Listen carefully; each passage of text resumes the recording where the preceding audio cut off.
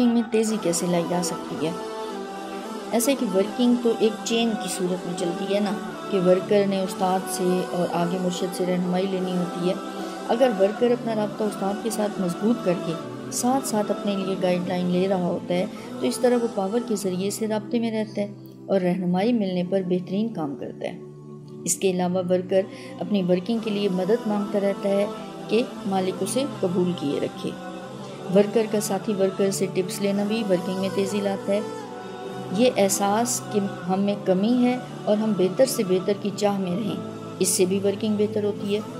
وقتاً فوقتاً دعائیں کروانی ہوں تاکہ دل جھکا رہے اور ساتھ ساتھ مدد اور طاقت دینے والے سے مدد طلب کرتے رہیں جھکے دل کے ساتھ، اور ورکر اپنے حق کی رائیوں اور امت کے لیے دعا کرتا رہے تو اس سے بھی ورکنگ میں تیزی آتی ہے۔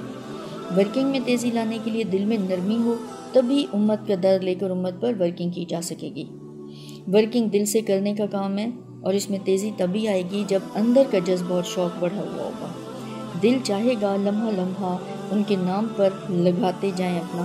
تو تب ہی دل سے مزے لے لے کر اور کی جستجو میں ہم آگے آگے ورکنگ کر پائیں گے، اور مزید اور سے اور کی چاہ ہمیں لگی رہے گی، اور اس میں ہم تھکیں گے نہیں بلکہ کوشش کرنے کا ہمارا دائرہ کار وسیع تر ہوتا جائے گا۔ ورکر کا اپنی ذات پر کام بڑھنا بھی ضروری ہوتا ہے، کیونکہ جتنا ہم ذات کی جنگل سے خود کو آزاد کراتے جا رہے ہوتے ہیں اتنا ہی بہترین طور پر آگے زیادہ ورکنگ کر سکیں گے، اور جتنا زیادہ باطل کے خلاف لڑ رہے ہوں گے اتنی ہمیں پاور عطا کی جائے گی اور اوروں کو بھی ہم اپنے ساتھ اس طرح سے کھڑا کر پائیں گے۔ اس لیے ذات پر کام میں تیزی لانے سے بھی ورکنگ میں تیزی آتی ہے۔ اپنے اندر کے ورکر کو ہر لمحہ الرٹ رکھنے سے بھی تیزی آتی ہے، کیونکہ پھر کام میں ورائٹی آتی جا رہی ہوتی ہے۔ ورکنگ میں تیزی کے لیے ورکر کے اندر کا جذبہ اور تڑپ کا ہونا سب سے اہم ہے، اور اس بات کا احساس ہونا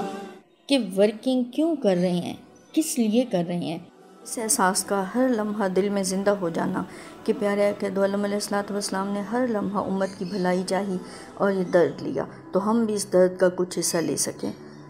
یہ احساس کہ یہ بھی عطا ہے اور ہمیں حسینی دستے کے لیے چن لیا گیا اور مشن کا حصہ بنا لیا گیا، تو یہ کتنی بڑی عطا ہے اور ہمیں اس عطا کی لاج نبھانی ہے۔ منزل کی ہر لمحہ قربت کا احساس، اس کی چاہت ورکر کو تیزی سے کام کرنے پر مجبور کرتی ہے۔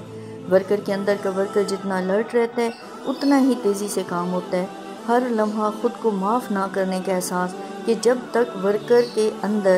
یہ احساس رہے گا کہ ہر لمحہ میں نے لگا دینا ہے اس درد کے احساس میں، تو یہ احساس اس کی ورکنگ میں سستی نہیں آنے دے گا، کیونکہ جب ورکر خود کو اپنی غفلت، کوتاہیوں اور اپنی کمی پر معاف نہیں کرے گا تو پھر اس کے ازالے کے لیے بھی وہ کچھ نہ کچھ غیر معمولی کرنے کی کوشش جاری رکھے گا اور ورکنگ تیزی سے کرے گا۔ جہاں کہیں وہ مطمئن ہوا، اس نے اپنی غفلت پر خود کو معاف کر دیا، تو اس کی ورکنگ اور اس کا اپنا ذاتی سفر دونوں متاثر ہو جائیں گے۔